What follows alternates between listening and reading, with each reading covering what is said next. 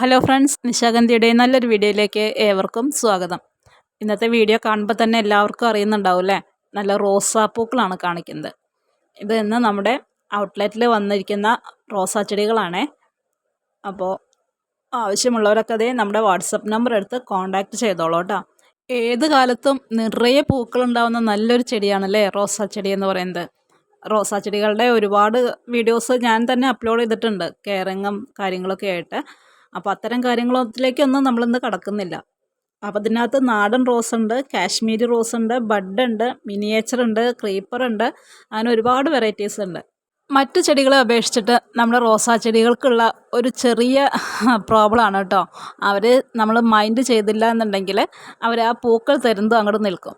അതുകൊണ്ട് തന്നെ നമ്മുടെ വീട്ടിലെ ഒരു അംഗത്തെ പോലെ കഴിവതും ചെറിയ കുട്ടികളെ നോക്കി നടക്കുന്നത് പോലെ നമ്മൾ അത്രയും കെയറിങ്ങും വളപ്രയോഗമൊക്കെ ചെയ്ത് കൊണ്ട് നടക്കുകയാണെങ്കിൽ നമ്മുടെ റോസാ ചെടി നമുക്ക് എന്നും എല്ലാ കാലത്തും നിറയെ പൂക്കൾ തരുന്ന ഒരു ചെടിയാണ്.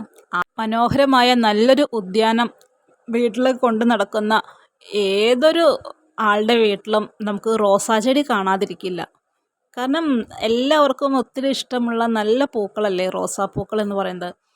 ഹൈബ്രിഡ് ഇനത്തിൽ തന്നെ കുറച്ച് മുന്നേക്ക് വരെ അധികം സ്മെല്ലില്ലാത്ത വെറൈറ്റീസൊക്കെ ഉണ്ടായിരുന്നു.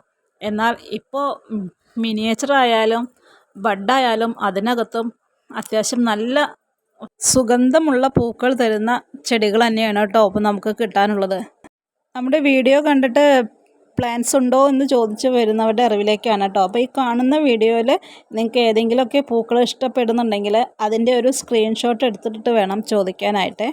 റോസാ ചെടി ആയതുകൊണ്ട് തന്നെയാണ് കേട്ടോ ഞാൻ ഇങ്ങനെ ഒരു സ്ക്രീൻഷോട്ടിൻ്റെ കാര്യം ആവശ്യപ്പെടുന്നത്. ഒരുപാട് വെറൈറ്റീസ് റോസാ ചെടിയിലുണ്ട്. അപ്പോൾ അതുകൊണ്ട് തന്നെ നമ്മുടെ വീഡിയോയിൽ കാണുന്ന ഏതെങ്കിലുമൊക്കെ പ്ലാൻസ് ആർക്കെങ്കിലും വേണമെന്നുണ്ടെങ്കിൽ നമ്മുടെ വാട്സപ്പ് നമ്പർ ഇവിടെ ഉണ്ട്. അപ്പോൾ അതിനകത്ത് ഏത് പ്ലാന്റാണോ വേണ്ടതെന്ന് വെച്ചിട്ടുണ്ടെങ്കിൽ അതിൻ്റെ സ്ക്രീൻഷോട്ട് ഒന്ന് ഇട്ടിട്ട് ചോദിച്ചാൽ മതി. 100 രൂപ മുതൽ 200, 250, 300 അങ്ങനെ ഓരോ വെറൈറ്റി അനുസരിച്ചും അതുപോലെ തന്നെ പ്ലാന്റിൻ്റെ സൈസ് അനുസരിച്ചുമാണ് കേട്ടോ നമ്മളെ ചെടിയുടെ റേറ്റ് വരുന്നത്. ചെടികൾ ഒരുപാട് ഇഷ്ടവും എന്നാൽ അത് വാങ്ങിക്കാനായിട്ട് ഒരുപാട് പൈസ ഇല്ലാത്ത ഒത്തിരി പേരുണ്ട് നമുക്കിടയിൽ. അപ്പോൾ അവർക്ക് കൂടി അഫോർഡബിൾ ആയിട്ടുള്ള ഒരു പ്രൈസിലായിരിക്കും കേട്ടോ നമ്മൾ ചെടികൾ കൊടുക്കുന്നത്. കുറഞ്ഞ റേറ്റിനകത്ത് സാധാരണക്കാരായ എല്ലാവരിലേക്കും നല്ല രീതിയിലുള്ള ചെടികൾ എത്തിക്കുക എന്നൊരു ലക്ഷ്യവും കൂടി ഈ ഒരു സെയിൽ വീഡിയോയുടെ പുറകിലുണ്ട് കേട്ടോ. പിന്നെ ഇത് നമ്മുടെ ഇന്ന് വന്നിട്ടുള്ള കളക്ഷനാണ് കേട്ടോ.